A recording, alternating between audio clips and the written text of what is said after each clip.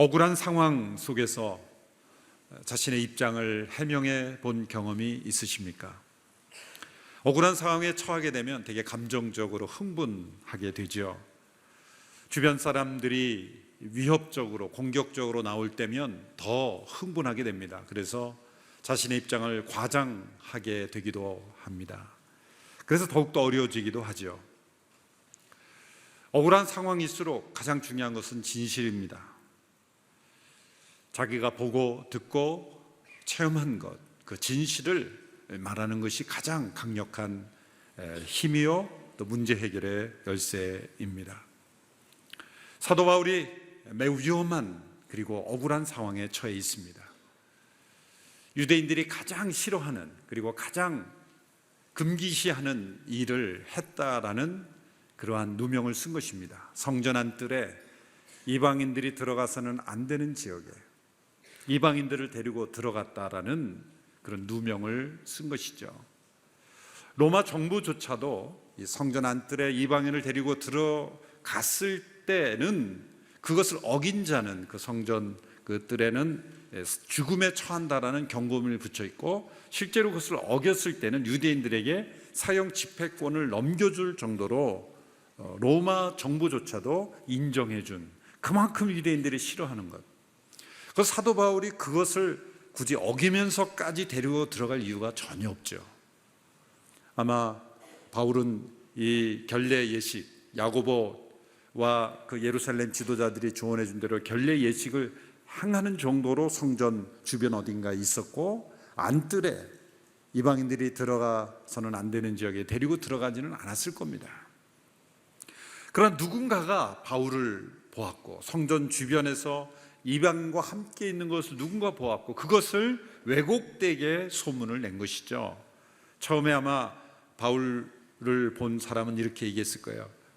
바울과 이방인이 성전에 있는 것을 보았는데 혹시 성전 안뜰에게까지 데리고 간 것은 아닐까? 이렇게 했을 거예요. 분명히 아닐까 했어요. 근데 그 소식을 들은 사람은 아닐까를 빼고 성전 안뜰에 들어갔대, 이렇게 전한 거죠. 이건 다른 거죠.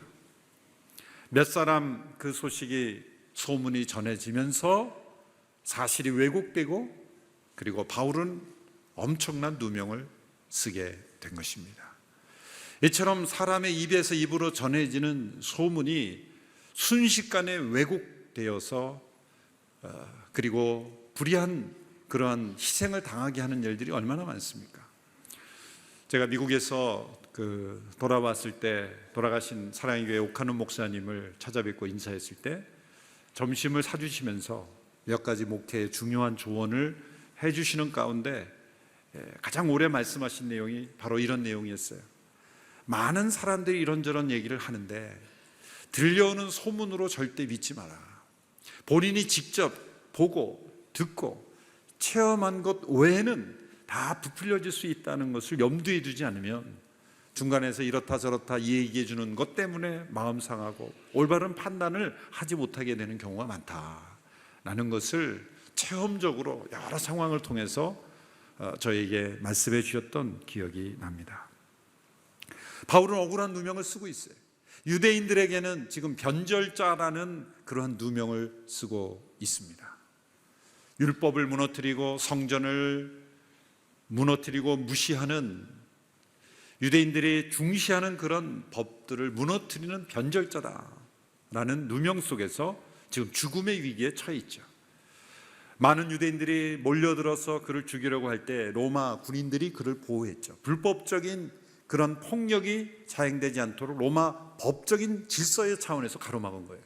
근데 로마 법을 집행하는 그 당시에 천부장은 1000명의 군사들을 거느리는 지휘자를 천부장이라고 했죠. 그 천부장은 이 바울을 보면서 오해를 또 했어요. 얼마 전에 큰 이 반란이 있었는데 이집트에서 온 어떤 반란을 일으키는 사람이, 주동자가 4000명의 사람들을 선동해서 예루살렘을 정복하려는 그런 반란이 있었다는 거예요. 그때 그 주동자는 도망갔는데 그 주동자가 다시 나타나지 않았나, 그렇게 바울을 오해한 거예요. 한편으로는 변절자요, 한편으로는 반란자요, 이런 오해들을 한 몸에 받으면서 바울이 위기에 처해 있는 것입니다. 바로 이런 상황에서 바울이 이제 잡혀가면서, 군병들에게 잡혀가면서 성전에서 성전 뒤에 있는 그 로마 군병들이 안토니오 요새 쪽으로 올라가면서 층계에서 그 성난 유대인들을 바라보면서 자신을 해명하는 내용이 오늘 22장에 나온 내용입니다. 이 해명과 변명은 다르죠. 변명은 진실을 왜곡하는 것이 변명입니다.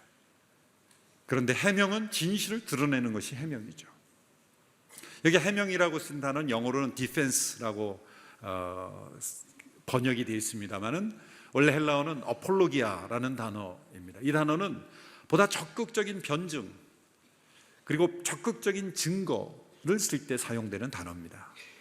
영어의 defense도 조금 소극적인 의미인 것 같아요. 여기는 보다 적극적인 의미가 있어요. 베드로전서 3장 15절에 보면 이런 말씀이 있습니다. 예수 그리스도를 주로 삼고 너희 안에 있는 소망에 관한 이유를 묻는 자들에게는 대답할 것을 항상 준비하되. 여기 대답하되라는 단어가 바로 이 같은 단어, 여기 해명이라고 번역된 단어입니다. 이 아폴로기아, 여기서 아폴로제틱이라는 변증이라는 단어가 나왔죠. 누군가 여러분에게 여러분이 믿는 이유를 물어본다면 여러분 뭐라고 대답하시겠습니까? 그것이 믿음의 해명이요, 믿음의 대답인 거예요. 여러분 주일날 왜 교회에 이렇게 와서 예배 드립니까? 누군가 여러분에게 질문하면 뭐라고 대답하겠습니까? 할 일도 없는데 공휴일에 갔다 오지 그렇게 대답하시겠습니까? 설교 시간에 자는 것은 꿀맛이야 그런 대답을 하겠습니까? 남다른 맛이 있어 이러면서 어떤 이유든지 여러분이 해명을 해야 될 거 아니에요.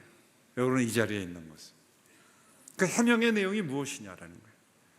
여러분 믿음은 이유가 있습니다. 그 믿음의 이유가 분명할수록 믿음이 견고한 것이죠. 자신이 만든 이유가 아니라 확실한 진실에 근거한 믿음, 분명한 사실에 입각한 믿음이 있을 때 우리는 해명할 수 있는 거예요. 변명이 아니라 해명인 것이죠. 그런데 사도 바울이 이 과정을 통해서 해명하는 내용을 보면 참 놀랍습니다. 그는 지금 성나서 자기를 죽이려고 하는 수많은 군중 앞에서 흥분하지 않습니다. 긴장도 하지 않습니다. 너무나 침착하고 그리고 정중하게 그가 사도 바울이 그 당시에 많은 히브리인들이 쓰였던 아람어로, 번역에서는 히브리어로 되어 있는데 학자들 간에 아람어일 수도 있고 또 히브리일 수도 있다 이런 견해들이 있는데요, 그들의 모국어로 차분하게 설명하는 내용을 들어보면서 순간 조용해진 거예요. 그 청중을 압도하는 권위는 큰 소리에서 나오지 않았습니다. 정중함, 예의, 그리고 그 청중들을 사랑하는 마음, 그런 마음에서 그 순간 조용해진 상황에서 설명하는 것입니다. 사도행전 22장에서 이제 26장에 이르기까지 긴 장이 모두가 다 사도 바울이 죄수로서 끌려다니면서 재판받는 내용들입니다. 어느 학자는 이 과정을 우리가 철로 역정을 필그림스 프로그레스라고 부르죠. 그래서 그걸 패러디해서 프리즈너스 프로그레스다 그렇게 불렀어요. 죄수로서의 역정, 죄수로서의 여정을 가는 거예요. 얼마나 답답하겠습니까? 사실이 아닌 내용으로 누명을 써서 유대인들의 고집, 편견, 잘못된 판단, 복음의 내용을 채 들어보지도 않은 채 그들의 전통으로 하나님의 진리를 왜곡하고 그리고 바울을 죽이려고 하는 그 상황 속에서 얼마나 답답했겠어요. 그가 예루살렘에서는 2번의 재판을 받고 그리고 가이사랴, 그 당시 로마 총독부가 있었던 가이사랴에서는 4번의 재판을 받습니다. 근데 6번의 재판을 거치면서 마지막 베스토 총독이, 로마 총독이 내린 결론은 이 사람에게는 죄를 찾아볼 수가 없구나, 이 사람을 이렇게 죽일 만한 죄는 없다라고 평가를 받습니다. 26장의 부분에 가면 놀랍게도 예수님도 6번의 동일하게 재판을 받으셨어요. 대제사장의 집들에서 또 빌라도에게, 헤롯에게 예수님께서 6번의, 사도 바울처럼 6번의 그 재판 과정을 거쳤는데 마지막 빌라도가 뭐라 그랬습니까? 내가 보니 이 사람은 죽일 만한 죄가 없다. 이 사람에게는 죄가 없다라는 평가를 예수님도 받았어요. 그것이 예수님과 바울의 공통점이에요. 그냥 사실 그대로 객관적으로 공정하게 판단해 보면 죄가 없는 사람들이었어요. 죽을 만한 이유가 없는 사람들이었어요. 그러나 이 세상의 악한, 또 이 세상에 사로잡힌 소문에 의지하여 살아가는 사람들에 의해서 이런 상황이 벌어집니다. 얼마나 억울합니까? 그런데 놀라운 것은 사도 바울이 과정을 통해서 자신의 억울함을 호소하지도 않습니다. 자신을 제발 풀어달라고도 하지 않습니다. 자신이 얼마나 옳은 사람인가를 말하고 하지도 않아요. 그는 자신이 만난 예수님을 증거하고 있다는 것이 놀랍습니다. 이 해명 과정을 통해서 그는 무엇을 말하고 있냐면 자신은 유대교의 변절자가 아니다라는 거죠. 자신은 배신하는 것이 아니다 라는 것을 강력하게 호소하면서 변절이 아니라 자신은 변화된 것이다. 아니, 변화보다 더 강력한 단어, 변혁이라고 저는 붙이고 싶어요. 트랜스포메이션, 변혁이라는 단어가 더 맞죠. 예수님을 믿는 것은 우리가 어떤 살아가면서 어떤 종교적인 액세서리를 더하는 것이 아니라 근본이 변하는 거예요. 옛사람이 변하여 새사람이 되는 거예요. 죽었다가 살아나는 거예요. 변혁이죠. 그는 오늘 22장 1절에서 5절까지에 보면 자신이 얼마나 율법에 열심이었는지를 설명하고 있습니다. 22장 보실까요? 22장 3절부터 3절 말씀 우리 같이 읽어볼까요? 3절의 말씀 같이 읽습니다. 시작. 나는 길리기아 지방의 다소에서 태어난 유대 사람이지만 이 도시에서 자랐습니다. 나는 가말리엘의 지도 가운데 우리 조상들의 율법으로 엄격한 훈련을 받았고 오늘 여기 모인 여러분 못지않게 하나님께 대한 열심이 있었습니다. 저는 유대 사람으로 태어났고 다소에서 자랐지만 예루살렘에 와서 가말리엘, 그 당시에 가장 유명한 율법학자였어요. 권위 있는 율법학자 밑에서 엄격한 훈련을 받았고 누구보다도 하나님께 열심히 있었던 사람입니다. 왜 자신의 과거를 설명합니까? 자신은 변절자가 아니라는 거죠. 자신은 여러분들이 믿는 하나님에 대한 배신을 한 것이 아닙니다. 율법을 무너뜨리려고 한 것이 아닙니다. 그것을 설명하는 거예요. 그럼 무엇입니까? 왜 바울이 이렇게 변화되는 것입니까? 그는 자신의 이런 변화의 이유를 지식이 아니라 만남 때문이다라고 고백하고 있는 거예요. 여러분, 그런 많은 지식이 있었어요. 그 당시 최고의 율법학자로부터 교육받은 지식이 가득한 사람이었어요. 그런데 그 지식의 결과가 무엇이었습니까?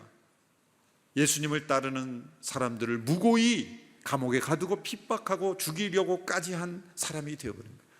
여러분, 이 많은 지식이 얼마나 사람을 위험하게 만드는지를 보는 겁니다.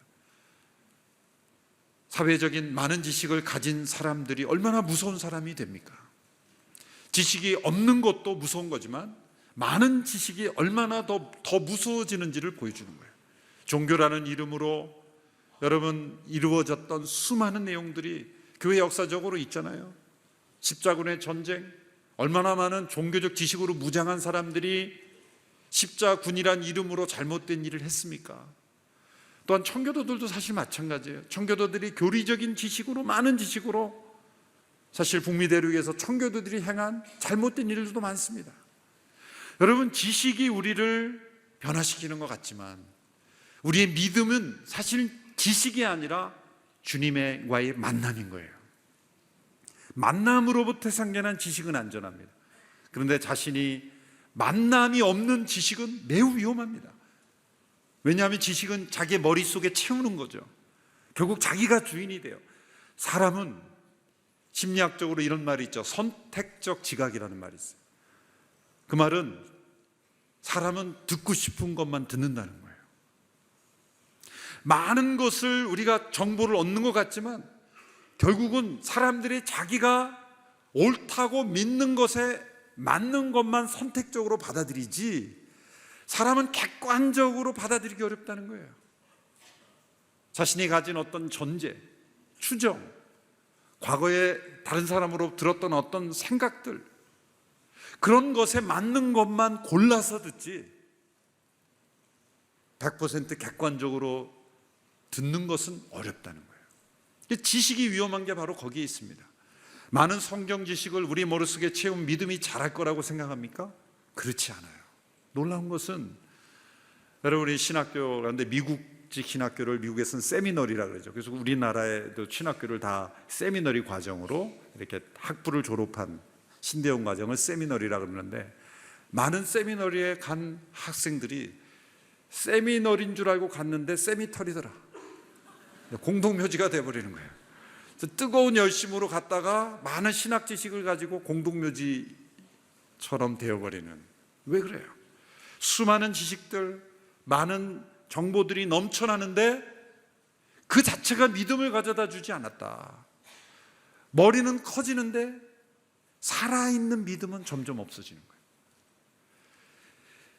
사도 바울이 율법 지식은 풍성해졌는데 그 결과는 진리에서 벗어날 수 있다는 거예요. 여러분, 우리가 머릿속에 갖고 있는 지식을 의존하지 말아야 돼요. 지식보다 더 정확한 거는 뭐예요? 만남인 거예요. 만남이에요. 살아계신 하나님과의 만남, 이것은 신비적인 만남이죠. 우리 눈에 보이지 않는 하나님을 만난다는 거예요. 여러분이 만남이 가장 정확합니다. 뭐라고 설명할 수 없는 신비적인 체험이지만 이 만남이 가장 올바른 방향을 제시해 준다는 거예요. 여러분이 만남을 사모하시기 바랍니다. 그리고 성경을 공부하고 지식을 채우는 게 목표는 어디에 있어야 돼? 하나님과의 만남이 있어야 되는 거예요. 때로 고울을 잃어버려요. 목표를 잃어버리는 거예요. 그래서 공부도 열심히 하고 지식도 많이 채우고 성경 공부도 많이 하는데 고울은 그 목표가 하나님과의 만남이 아닌 내 머릿속에 많은 지식을 채우는 것이 될 때 그 지식은 방향을 잃어버려요. 그 살아있는 하나님과의 만남을 지속할 때 때로는 내 지식이 틀렸다는 것을 발견할 수도 있다는 거예요. 여러분, 이런 신비적인 만남이 얼마나 중요한지 모릅니다. 이 만남이 우리의 마음속에 있을 때 우리의 믿음은 자라나는 거예요. 사도 바울의 이 체험을 어떻게 우리가 지식으로 다 설명할 수 있겠습니까? 바울이 그 빛을, 강렬한 빛으로 눈이 멀었을 때 그 빛은 어느 정도의 빛이었냐? 과학적으로 따지고 그 지식적으로 분해해 봐야 아무런 일도 일어나지 않아요.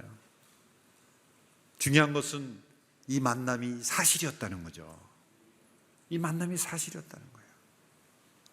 거기서부터 시작되는 거예요. 우리 과거 한국교회 초창기의 믿음의 선배들은 사실 체계적인 성경 공부, 제자 훈련 이런 거 없었어요. 어떻게 보면. 그런데 그분들은 많은 지식은 없었지만 살아있는 만남이 있었다는 거예요. 오늘 이 시대에는 지식은 많아졌는데 만남의 체험이 점점 줄어들고 있어요. 두 번째로 이 바울을 변혁시킨 것은 그의 비전이 아니라 주님의 부르심이었다는 거예요. 바울이 다소에서 자라났는데 이제 예루살렘에서 가말리엘 율법 교육을 받았다 고백했죠.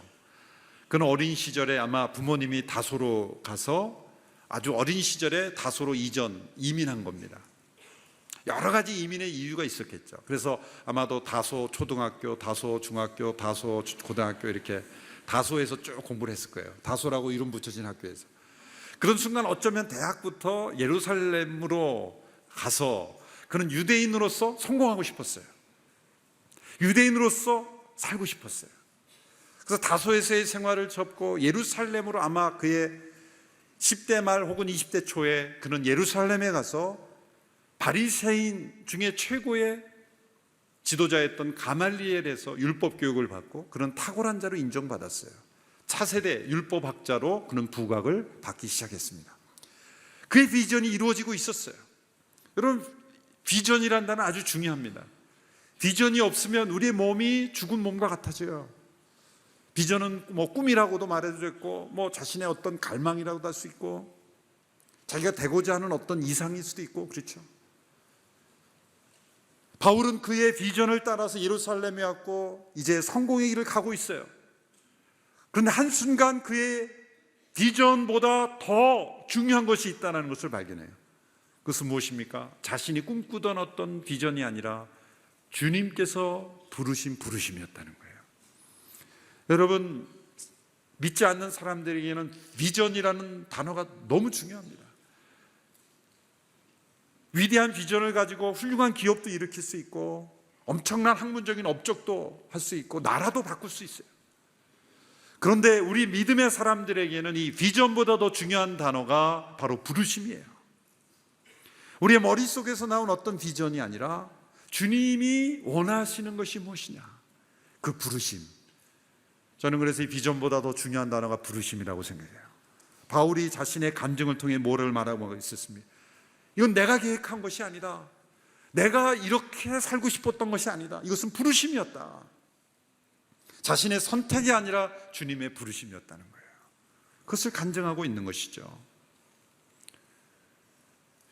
그런데 흥미로운 것은 이 주님께서 바울을 부르셨을 때 10절에 보면 바울에게 직접 그 부르심의 내용을 설명하지 않고 아나니아라고 하는 사람을 통해서 간접적으로 설명하셨다는 거예요. 10절에 보시면 이렇게 되어 있습니다. 10절의 말씀 읽어볼까요?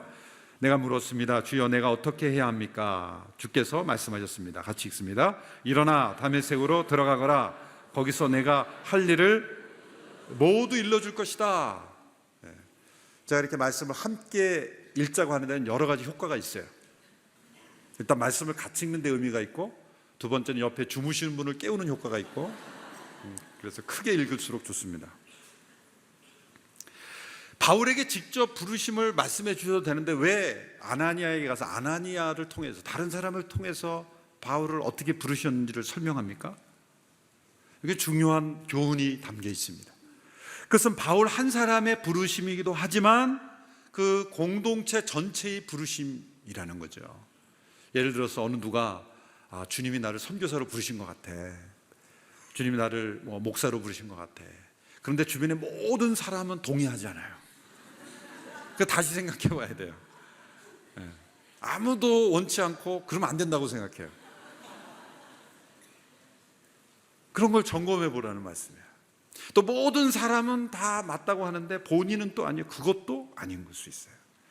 내적인 소명, 외적인 소명이 함께 만나야 돼요. 때로는 시차가 있을 수 있어요.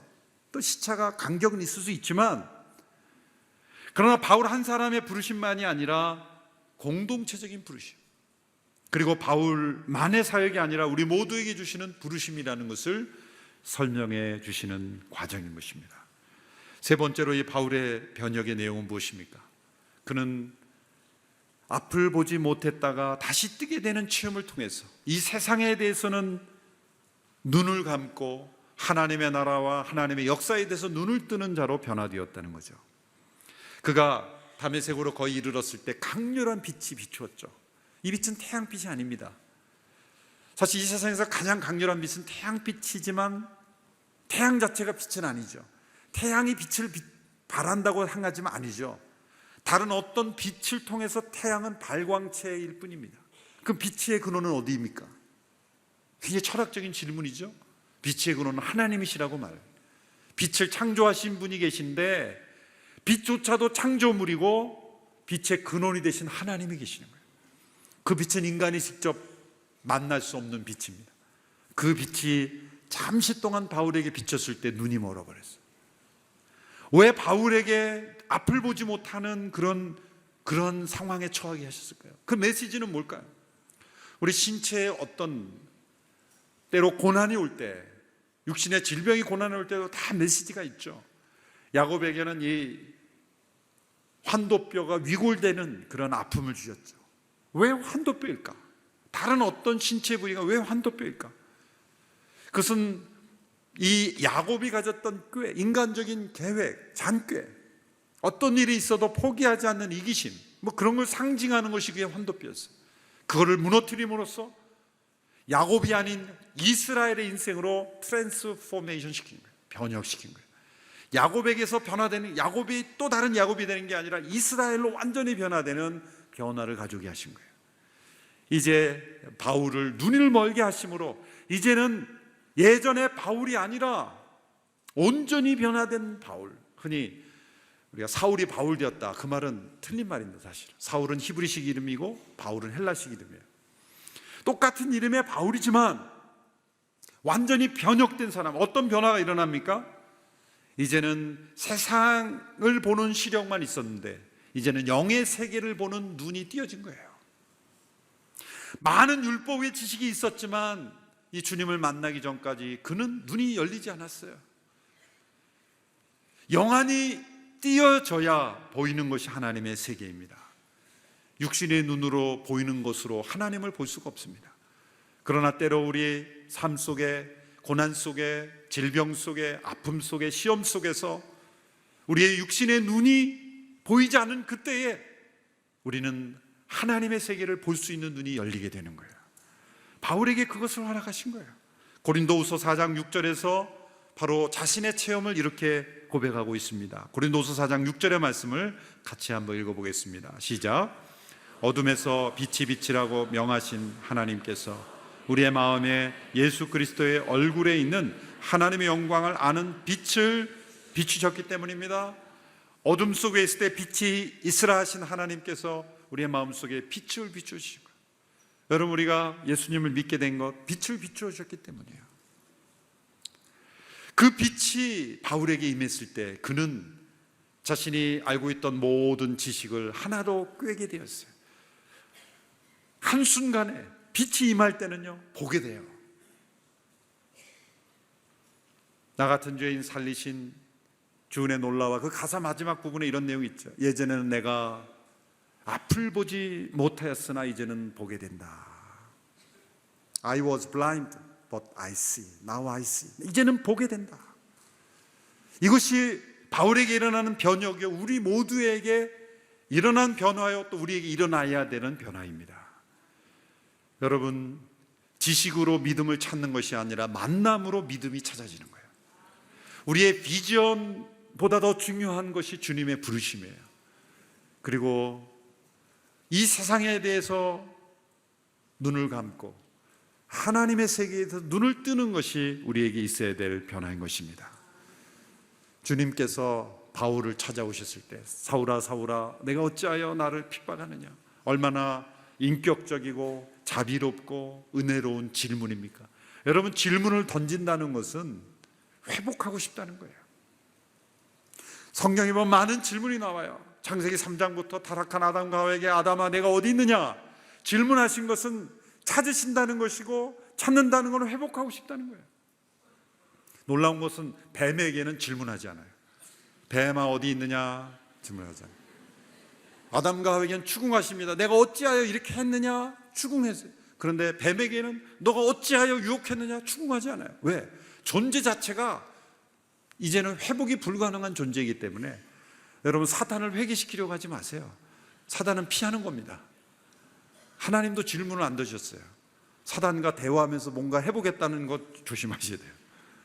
사탄은 지옥에 떨어져, 지옥은 사탄을 위해서 존재하는 거지 사람을 위해서 존재하는 게 아니에요. 그런데 따라가려고 하면 안 되는 거예요. 사탄에게 질문하지 않았어요. 뱀에게 회복을 요구하지 않았어요. 정해진 거예요. 운명이 정해진 거예요. 수많은 질문들이 있는 것처럼 사울아 내가 어찌하여 내가 날 핍박하느냐, 회복하고 싶다는 거예요. 그것이 바울을 변화시킨 것입니다. 여러분, 이 바울이 그 억울한 상황을 지나면서 자신의 억울함을 호소하지 않고 자신이 경험한 이 진실한 체험을 있는 그대로 증거함으로써 오히려 살아계신 주님의 임재하심이 나타나게 되었다는 거예요.